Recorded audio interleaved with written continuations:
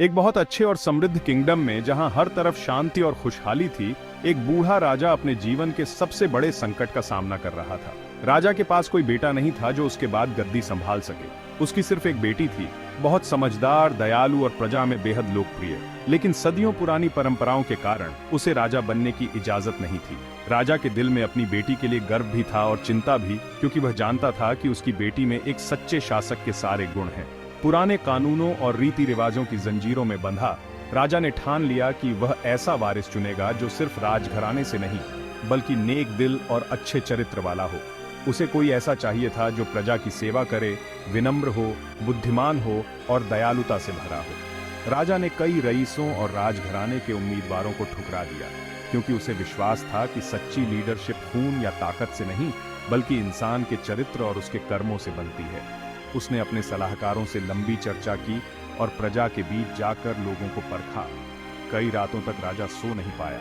वह सोचता रहा कि कैसे एक ऐसा वारिस चुना जाए जो किंगडम को सही दिशा में ले जा सके। आखिरकार उसने एक अनोखा और कठिन टेस्ट तैयार किया, जिससे असली लायक वारिस सामने आ सके। अब पूरे किंगडम का भविष्य इस साहसी फैसले और राजा के नए प्रयोग पर निर्भर था। सबकी नजरें राजा और उसके फैसले पर टिकी थी।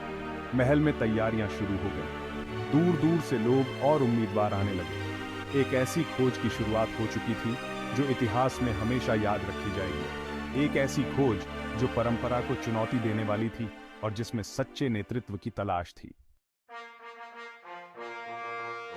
एक दिन एक महान भारतीय राजा ने अपने राज्य में एक अनोखा ऐलान किया। उसने घोषणा की कि कोई भी युवा, चाहे वह किसी भी जाति, वर्ग या स्थिति से हो, उसके उत्तराधिकारी बनने के लिए प्रतियोगिता में भाग ले सकता है। राजा का मानना था कि सच्चा वारिस वही होगा जिसमें ईमानदारी, साहस और सच्चाई हो, न कि केवल धन या ऊंचा पद। प्रतियोगिता के दिन दूर दूर से युवा महल पहुंचे। हर कोई अपने अपने तरीके से राजा को प्रभावित करने की कोशिश कर रहा था। कोई कीमती तोहफे लाया तो कोई अपनी दौलत और रुतबा दिखा रहा था। महल का दरवाजा उम्मीदों और सपनों से भरा हुआ था। हर कोई सोच रहा था कि शायद वही अगला राजा बनेगा। इन्हीं भीड़ में एक साधारण गांव का लड़का भी था। उसके पास न तो महंगे कपड़े थे, न ही कोई कीमती तोहफा। उसके पास बस उसकी ईमानदारी और सच्चा दिल था। वह चुपचाप, बिना किसी दिखावे के, बाकी अमीर लड़कों के बीच खड़ा था, लेकिन उसकी आंखों में आत्मविश्वास और सच्चाई साफ झलक रही थी। राजा ने प्रतियोगिता का पहला टेस्ट रखा। सभी को सिंहासन कक्ष तक जाना था, लेकिन रास्ते में एक भव्य गलियारा था जिसमें ढेर सारी दौलत, सोना चांदी और कीमती रत्न खुले में रखे थे। वहां कोई गार्ड नहीं था, कोई रोक टोक नहीं थी। यह असली परीक्षा थी, लालच की। अधिकतर उम्मीदवारों ने मौका देखकर अपने कपड़ों में सोना चांदी भर लिया। वे सोच रहे थे कि राजा को पता नहीं चलेगा और शायद यह दौलत उनका हक है।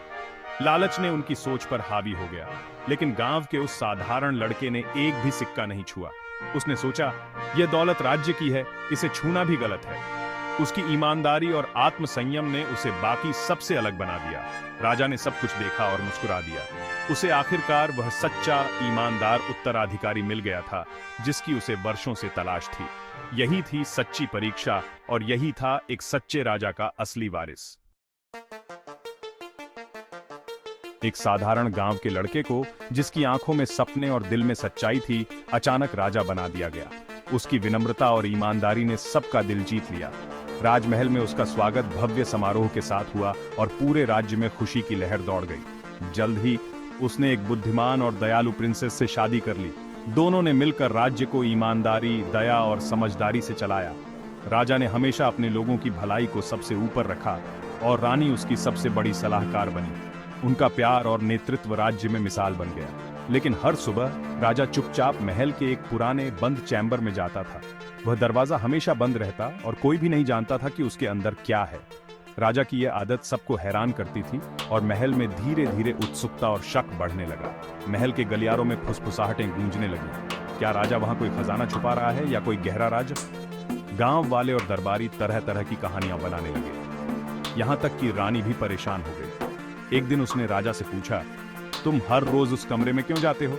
राजा ने मुस्कुराकर बस इतना कहा, यह मुझे याद दिलाता है कि मैं कौन हूं और कहां से आया हूं। समय बीतता गया, ऋतुएं बदलती रहीं और राज्य समृद्ध होता गया। लोग खुश थे, बाजारों में रौनक थी, खेत लहलहा रहे थे। लेकिन उस रहस्यमयी चैम्बर का राज और गहरा होता गया।